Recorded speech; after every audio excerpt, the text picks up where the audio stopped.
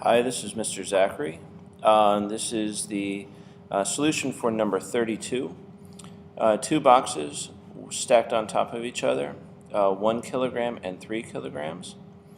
The surface between them, between the 3 kilogram one and the floor is smooth, but there is friction between the 3 kilogram and the 1 kilogram. And the question is, what is the force of friction between them? So, we know that there's an 8 Newton force on the entire thing. So what's the acceleration of the boxes?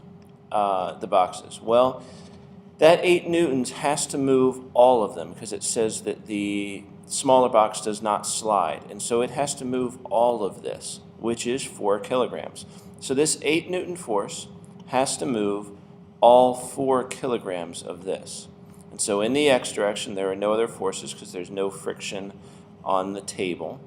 And we can treat this as all just one object, if that's the case. Then we have an 8 Newton force, 4 kilograms of mass, because it's all of it together, so 2 meters per second squared of acceleration. If that's the case for the whole thing, then it means that the 3 kilogram box has an acceleration of 2 meters per second squared, and the 1 kilogram box has an acceleration of 2 meters per second squared, which is here. Now for the small box, if we know its acceleration is 2 and we know its mass is 1, that we know the sum of the forces on the small box has to be, in the x direction, has to be equal to the mass times the acceleration. Well, if we look at the force diagram, the friction of the large box on the small box is the thing pushing it forward, because this 8 Newton force is only pushing on the lower box.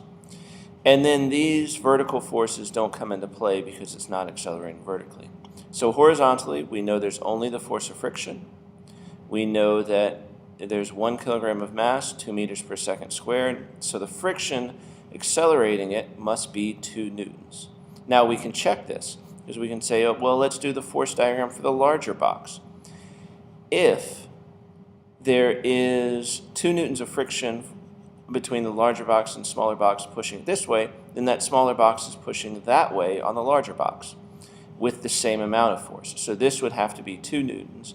This would be 8 newtons. So we're looking at the sum of the forces here being 6. So that's that 8 minus 2, 6. And we know that the larger box has a mass of 3 kilograms and an acceleration of 2 meters per second squared. So it also, the m times a would also be 6. So this is a way to check to make sure that we are right about this force.